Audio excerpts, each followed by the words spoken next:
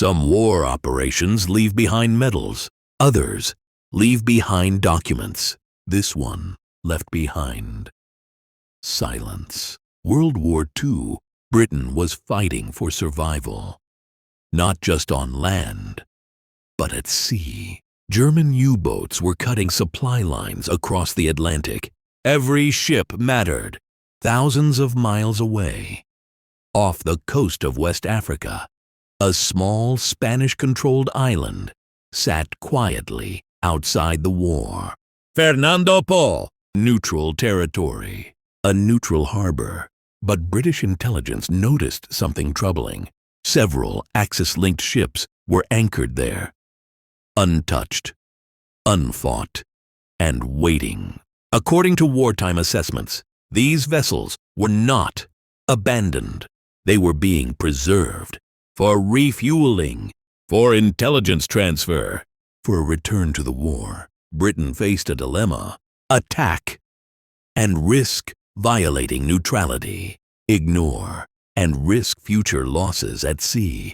So Britain chose a third option.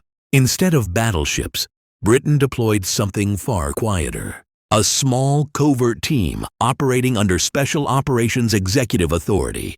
No uniforms, no public orders, no room for mistakes. The objective was precise: remove the ships, avoid bloodshed, leave no evidence. In January 1942, British operatives blended into the harbor. They studied routines. They waited for darkness. On the night of January 14, tugboats moved silently through the port. No alarms were raised. 3 vessels were boarded: a German cargo ship, an Italian merchant ship, a German tug. Crews were detained, engines secured. By morning, the ships were gone, towed beyond neutral waters and into British control. No explosions, no headlines, just absence. By dawn, the harbor was intact, the port undamaged. Only the ships had vanished.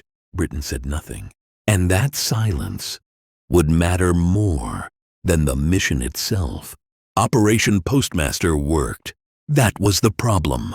Militarily, the operation was flawless. No casualties, no diplomatic incident, at least on the surface. But legally, it crossed a dangerous line. Britain had conducted a military operation inside neutral territory.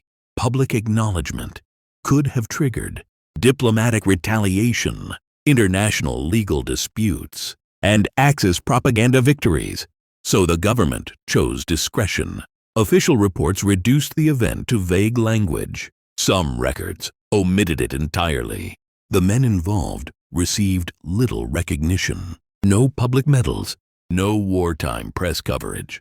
The operation wasn't denied. It was quietly forgotten. The seized vessels never returned to Axis service. That meant fewer supply routes, less intelligence movement, and reduced naval reach. But the deeper impact was strategic. Operation Postmaster demonstrated a new British doctrine.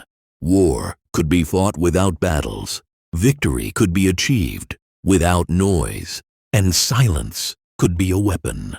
This mindset would later shape modern special forces and intelligence operations. Yet the human cost remained. Merchant sailors disappeared without explanation.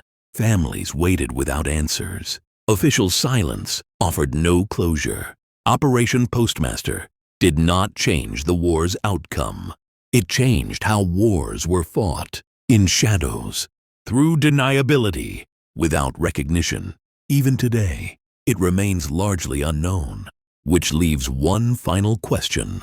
How many moments that shaped our world were never meant to be remembered at all?